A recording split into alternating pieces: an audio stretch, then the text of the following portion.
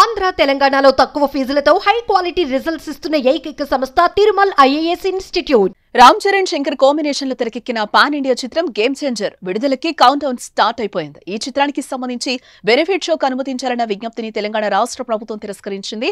అయితే cinema ticket ధరల పెంచేందుకు మాత్రం ప్రభుత్వం అనుమతినిచ్చింది. సినిమా విడుదల అంటే రేపు ఉదయం 4 గంటల నుంచి 6 షోలకు పర్మిషన్ ఇస్తూ ఉత్తర్వులు జారీ చేసింది.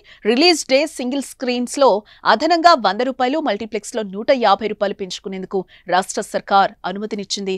ఇక జనవరి 11 నుంచి 19 వరకు 5 షోలకు సింగిల్ స్క్రీన్స్ లో ₹50, మల్టీప్లెక్స్ లో ₹100 పెంపునకు వెసులుబాటు కల్పిస్తూ తెలంగాణ ప్రభుత్వం ఉత్తర్వునైతే జారీ చేసింది. ఇదిలా ఉంటే ఇప్పటికే ఆంధ్రప్రదేశ్ ప్రభుత్వం టికెట్ ధరల పెంపుతో పాటు బెనిఫిట్ షోకు అనుమతినిచ్చింది.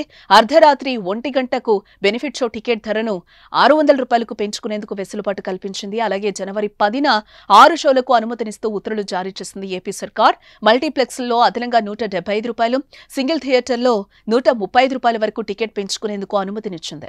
జనవరి 11వ తేదీ నుంచి 23వ తేదీ వరకు ఇవే ధరలతో 5 షోలకు అనుమతినిచ్చింది. ఇక మరోపక్క తెలంగాణ సీఎం అసెంబ్లీలో టికెట్ రేట్లు పెంచము అని ఇప్పుడు పెంచడం పట్ల విమర్శలు కూడా వస్తున్నాయి.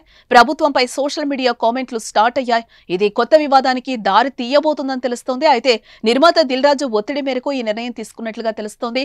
సుమారు 450 కోట్ల బడ్జెట్ పెట్టి గేమ్ చేంజర్ సినిమాని నిర్మించారు. బిజినెస్ కూడా భారీగానే అయ్యింది.